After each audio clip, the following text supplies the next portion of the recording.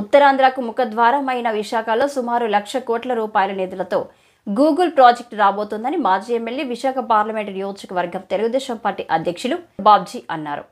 సబ్బవరం మండలం ఇరువాడలో జిఎస్ కళ్యాణ మండపంలో గురువారం ఏర్పాటు చేసిన తెలుగుదేశం పార్టీ సభ్యత్వాల సేకరణ, రాబోయే సాగునీటి సంఘాల ఎన్నికల్లో అనుసరించాల్సిన విధానాలపై జరిగిన సభలో ఆయన ముఖ్య అతిథిగా పాల్గొన్నారు.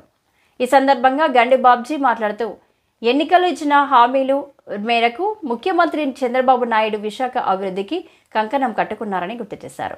అందులో భాగంగానే ఐటీ శాఖ మంత్రి నారా లోకేష్ సిఫారసులతో విశాఖను ఐటీ హబ్గా మార్చే ప్రయత్నాలు శరవేగంగా సాగుతున్నాయన్నారు. విశాఖలో ఇన్ఫోసిస్ లాంటి ఐటీ దిగ్గజాలతో పాటు కొత్తగా గూగుల్ ప్రాజెక్టు మంజూరైందని, ప్రభుత్వం చేపడుతున్న అభివృద్ధి సంక్షేమ కార్యక్రమాలు, కొత్త ప్రాజెక్టుల విషయంలో గ్రామీణ ప్రాంతాల్లో విస్తృతమైన ప్రచారం చేయాలని కార్యకర్తలకు పిలుపునిచ్చారు. అలాగే ఈ నెల 14న రాష్ట్ర వ్యాప్తంగా నిర్వహించబోయే సాగునీటి సంఘాల ఎన్నికల్లో 100% ఏకగ్రీవం చేయడానికి ప్రయత్నించాలని గండి బాబ్జీ తెలియజేశారు.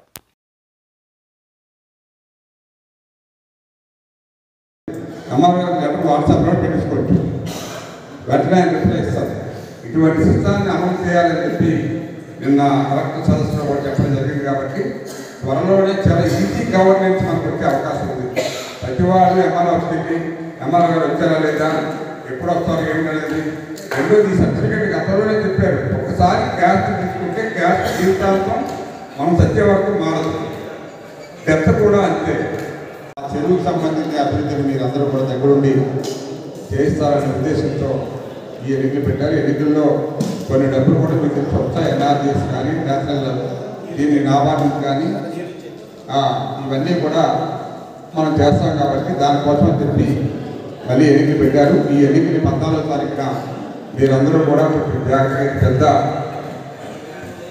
ఇష్యూ ఏం కాదు. కాబట్టి ఊళ్ళో ఉన్న నాయకులందరూ కూర్చొని మ్యాక్సిమం యునానిమస్ అవ్వడానికి ప్రయత్నం చేయండి.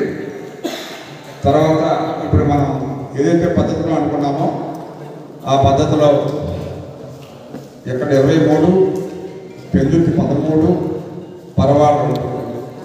సో ఆల్మోస్ట్ ఆల్ పరవాడలో వర్ణికం ఆల్రెడీ యునానిమస్ అయిపోయింది. తర్వాత ఏం పక్కన కూర్చోండి. సో కొన్ని యునానిమస్ అయిపోయే అవకాశాలు ఉన్నాయి. కాబట్టి పెద్దలందరూ కూర్చొని మిగతావి కూడా ఇబ్బంది లేకుండా నిర్ణయం చేస్తారని చెప్పి తెలియజేస్తూ, మరి ప్రభుత్వం ఈరోజు మీకు అందరికీ తెలుసు, మరి ఇవాళ 3 మండలాల నుంచి విచ్చేసిన మన నాయకులందరికీ పేరు పేరున కార్యకర్తలకు నాయకులు నమస్కారాలు తెలియజేసుకుంటూ ప్రతి వారికి కూడా ముఖ్యంగా ఈవేళ ఎమర్జెన్సీ మీటింగ్ పెట్టాం. ఎందుకంటే 14వ తారీఖున నీటి సంఘాల ఎన్నికలు ఉన్న సందర్భంగా ఇమీడియట్గా ఇది పెట్టి ఒక డెసిషన్ తీసుకొని మనం ఎన్నికల్లో పాల్గొనాలని చెప్పి ఆలోచనతో ఈ మీటింగ్ పెట్టాం.